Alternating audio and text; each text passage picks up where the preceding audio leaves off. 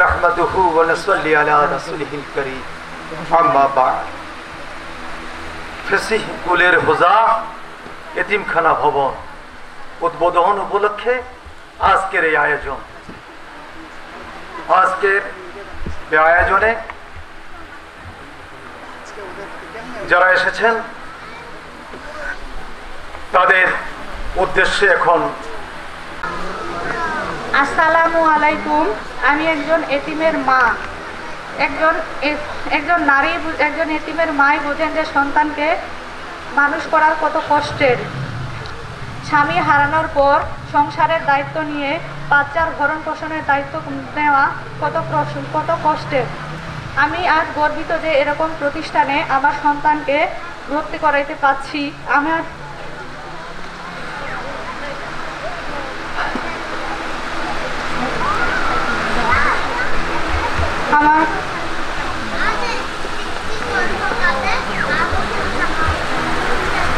এই বলে আমার বক্তব্য শেষ করলাম। আসসালামু আলাইকুম।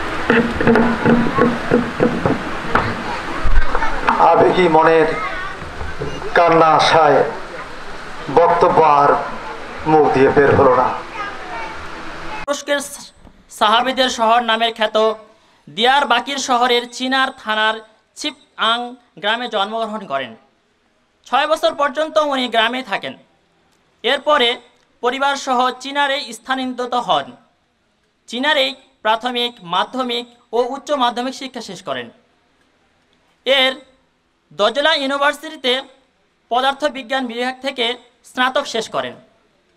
1996 সালে দিয়ারবাকির শহরের দজলা থানা ইয়েসিল ইউর্ত বিদ্যালয়ে শিক্ষকতায় যোগ দেন।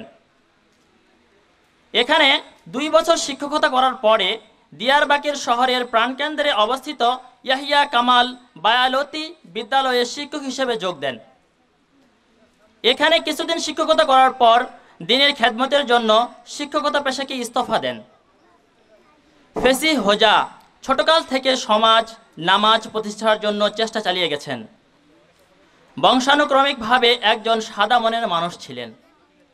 মাধ্যমিক স্কুল থেকে ইসলাম চর্চা ও ইসলাম প্রচারের জন্য বিভিন্ন কিতাব লেখা ও বিভিন্ন কিতাবের সবকের আয়োজন করতেন। এভাবেই তিনি বিভিন্ন জায়গায় কিতাব পড়ার মাধ্যমে ইসলামের পথে আসার একটা বিপ্লব সৃষ্টি করেন। এভাবেই তিনি অসংখ্য যুবককে দ্বীনি দাওয়াতের খাদেম হিসেবে গড়ে তোলেন। ফেসিহ গুলের হোজা বিয়ে করার পরে তুরস্কের শহর দিয়ারবাকিরেই বসবাস করতে শুরু করেন ও এখান থেকেই দাওয়াতি সংগ্রাম করতে থাকেন। এই দাওয়াতি সংগ্রাম 2000 সাল পর্যন্ত চলতে থাকে। 2000 সালের সেপ্টেম্বর মাসে পুলিশ উনার বাড়িতে অপারেশন চালিয়ে উনি সহ উনার 3 ভাইকে গ্রেফতার করেন। হাজতে 70 দিন থাকা অবস্থায় পুলিশ উনার উপর বর্বরভাবে নির্যাতন চালায়। এরপরে ফেসিহ গুলের হোজাকে সাংগঠনিক কার্যক্রম পরিচালনার জন্য রিসদ কারাগারে কারাবরণ করতে হয়। 2004 সালে উনি কারাগার থেকে মুক্তি লাভ করেন। কারাগারে থাকা অবস্থায় অমানবিক নির্যাতনের কারণে উনার 2টি কিডনি নষ্ট হয়ে যায়। ফেসিহ গুলের হোজার বড় ভাই নুরি হোজা নিজের একটি কিডনি উনার ভাইকে দান করেন। কিতাব পড়ার মাধ্যমে ইসলামে ফিরে আসা এই কার্যক্রম তুরস্কের বাহিরেও মুসলিম দেশগুলোতে ছড়িয়ে দেওয়ার জন্য চেষ্টা করেন। তারই প্রেক্ষিতে বাংলাদেশে একটি এতিমখানা তৈরির পরিকল্পনা নেন, যেখান থেকে এতিম বাচ্চারা সমাজের জন্য বোঝা নয়, ইসলামী শিক্ষার আলোয় সমাজের সবচেয়ে উজ্জ্বল মানুষ হয়ে গড়ে উঠবেন। বাংলাদেশে এতিমখানা উদ্বোধনের 3 দিন পরেই 2020 সালের করোনা ভাইরাসের কারণে ইন্তেকাল করেন। ইন্না লিল্লাহি ওয়া ইন্না ইলাইহি রাজিউন। ফেসিহ গুলের হোজা 2 কন্যা ও 2 ছেলের বাবা। তিনি ইসলামী দাওয়াতের জন্য নিজের জীবন, পরিবার সবকিছু আল্লাহর রাস্তায় বিলিয়ে দিয়েছেন। ইসলামের জ্ঞান নিজের মাঝে ধারণ করার জন্য দিন রাত চেষ্টা চালিয়েছেন। দাওয়াত পরিচালনায় নিজের জীবন শঙ্কায় পড়ার পরেও তিনি কখনো 1 পা পিছু হটেননি। বর্তমান অবস্থার প্রেক্ষিতে উনি যুবকের মাঝে একজন আদর্শবান দায়ের উদাহরণ হয়ে উঠেছিলেন। অসুস্থ অবস্থাতেও উনি সুস্থ অবস্থার ন্যায় দাওয়াতি কাজ করেছেন। আল্লাহ উনাকে শহীদ হিসাবে কবুল করুন, আমিন। আধুনিকতার সাথে ইসলামী জ্ঞানে সমৃদ্ধ হওয়ার মাধ্যমে ইসলামী পুনর্জাগরণের বিপ্লবের যে সূচনা করে গেছেন, এই এতিমখানাকে আল্লাহ যেন তার অন্যতম একটি অংশ হিসেবে কবুল করুন, আমিন। এই এতিমখানা যেন উনার ইচ্ছেগুলো প্রতিফলের মাধ্যমে হয়, আল্লাহ কবুল করুন, আমিন। আসসালামু আলাইকুম ওয়া রাহমাতুল্লাহ। বদরের মাস এলো, কদরের মাস এলো, এলো রমজান। বদরের মাস এলো, কদরের মাস এলো, এলো রমজান। বদরের মাস এলো, কদরের মাস এলো, এলো রমজান। ভাঙো ঘুম ভাঙো নিদ, জাগো বীর মুজাহিদ। ভাঙো ঘুম ভাঙো নিদ, জাগো বীর মুজাহিদ, জাগাও ঈমান। বদরের মাস এলো, কদরের মাস এলো, এলো রমজান। বদরের মাস এলো, কদরের মাস এলো, এলো রমজান।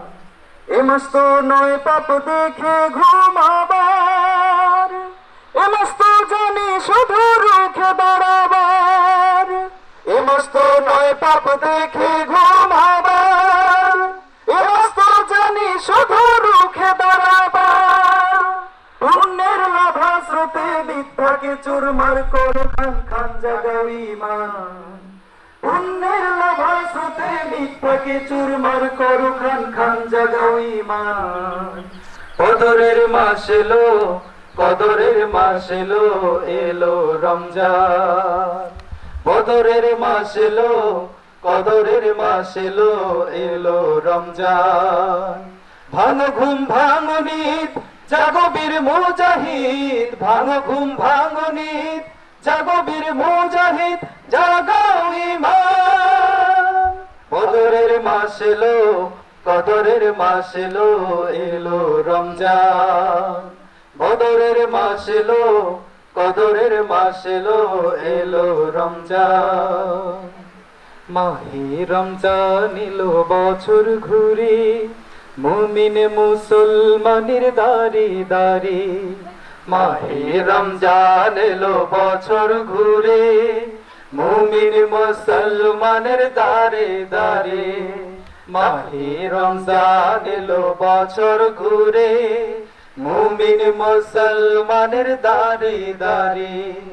রহমতের বাণী নিয়ে, মাগফিরাতের পয়গাম নিয়ে। রহমতের বাণী নিয়ে, মাগফিরাতের পয়গাম নিয়ে। এলো সবার মাঝে আবার ফিরে, মাহে রমজান এলো বছর ঘুরে, মুমিন মুসলমানের দাঁড়ে দাঁড়ে। মাহে রমজান এলো বছর ঘুরে, মুমিন মুসলমানের দাঁড়ে দাঁড়ে। পাপি তাপি আইরে ছুটে, খোদার রহম তোরা নিরে লুটে। পাপি তাপি আইরে ছুটে, খোদার রহম তোরা নিরে লুটে। পাহাড় সমান গুনার বোঝা দেবেন রহিম সবই ক্ষমা করে। মাহে রমজান এলো বছর ঘুরে, মুমিন মুসলমানের দাঁড়ে দাঁড়ে। মাহে রমজান এলো বছর ঘুরে, মুমিন মুসলমানের দাঁড়ে দাঁড়ে। মাহে রমজান এলো বছর ঘুরে, মুমিন মুসলমানের দাঁড়ে দাঁড়ে।